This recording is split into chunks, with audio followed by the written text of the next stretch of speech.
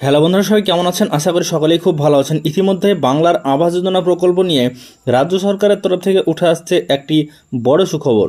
এবার বাংলার আবাস যোজনা প্রকল্পের টাকা কত টাকা করে আপনারা পেতে চলেছেন, কতটা কিস্তিতে, সম্পূর্ণ বিষয় জানানো হয়েছে এবার সরকারের নতুন লিস্টে। বাংলার আবাস যোজনা প্রকল্পের টাকা দীর্ঘদিন ধরে না দেওয়া হলেও এবার অবশেষে পুজোর পরেই এই প্রকল্পের টাকা দেওয়া হবে সাধারণ জনগণকে। তো আজকের ভিডিওর মাধ্যমে সম্পূর্ণ বিষয় আমরা জেনে নেব কী ইনফরমেশন আসছে। দেখুন, ইতিমধ্যেই যে খবর আমরা পাচ্ছি, বলা হয়েছে বাড়ি বানাতে 1,20,000 টাকা দেবে সরকার। তবে বদলে গেল নিয়ম, সমস্যায় পড়ার আগে জানুন কি নিয়ম বদল হয়েছে, জেনে নেব।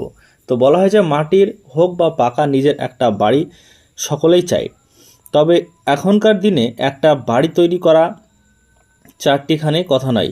সেই কারণে অনেকেরই এই ইচ্ছা অপূর্ণ থেকে যায়। তবে কেন্দ্র ও নানান রাজ্য সরকারের তরফ থেকে এমন বেশ কিছু প্রকল্প আনা হয়েছে যার মাধ্যমে নিজের বাড়ি তৈরির এই স্বপ্ন পূরণ করা এখন সম্ভব হয়ে গিয়েছে। পশ্চিমবঙ্গ সরকারের বাংলা বাড়ি প্রকল্পের নামও রয়েছে। তো দেখুন, বলা হয়েছে যে সেই তালিকায় এবার রাজ্য সরকারের এই স্কিম নিয়েই সামনে এলো বড় আপডেট। বাংলার বাড়ি প্রকল্পের নিয়ম বদল। পশ্চিমবঙ্গ সরকারের এই প্রকল্পে বাড়ি তৈরির টাকা পেতে গেলে বেশ কিছু নিয়ম মেনে চলতে হয়। আগে এতখানি কড়াকড়ি ছিল না, তবে সাম্প্রতিক অতীতে বেশ কিছু দুর্নীতির খবর আসতেই কড়াকড়ির পথে হেঁটেছে রাজ্য। সম্প্রতি যেমন বাংলার বাড়ি প্রকল্প নিয়ে একটি নয়া আপডেট সামনে এসেছে। জানা যাচ্ছে পুজো মিটলে অক্টোবর মাসের 21 তারিখ থেকে রাজ্য জুড়ে বাংলার বাড়ি প্রকল্পের সমীক্ষা শুরু হবে। মানে এই অক্টোবর চলতি মাস চলছে এবং আগামী 21 তারিখ থেকে, মানে পুজোর পর থেকেই এবার এই যে সমীক্ষা বাংলার বাড়ি প্রকল্পের সমস্ত ভেরিফিকেশন সেটা বাড়ি বাড়ি কিন্তু চলবে। কারা এই প্রকল্পে টাকা পাওয়ার যোগ্য সেটা খতিয়ে দেখা হবে। এরপরে যোগ্য আবেদনকারীদের বাড়ি তৈরির টাকা দেবে রাজ্য। তো দেখুন, বলা হয়েছে পশ্চিমবঙ্গ সরকারের এই প্রকল্পে মূলত 3টি ধাপে টাকা দেওয়া হয়। প্রথমে ধাপে 60,000 টাকা, এরপর 40,000 টাকা এবং সবশেষে 20,000 টাকা দেওয়া হয়, মোট 1,20,000 টাকা। তবে দেখা গিয়েছে বেশ কিছু উপভোক্তা এই প্রকল্পের টাকা পেলেও বাড়ি তৈরি করেননি। প্রায় 30,000 থেকে 40,000 বাড়ি এভাবেই অসম্পূর্ণ অবস্থায় পড়ে রয়েছে বলে জানা গিয়েছে বলে খবর। এরপরই নড়েচড়ে বসে সরকার। তো দেখছেন, বলা হয়েছে অভিযোগ যে টাকা পেয়েও বাড়ি তৈরি করেনি, এই অভিযোগের জন্য এখন কড়াকড়ি করছে।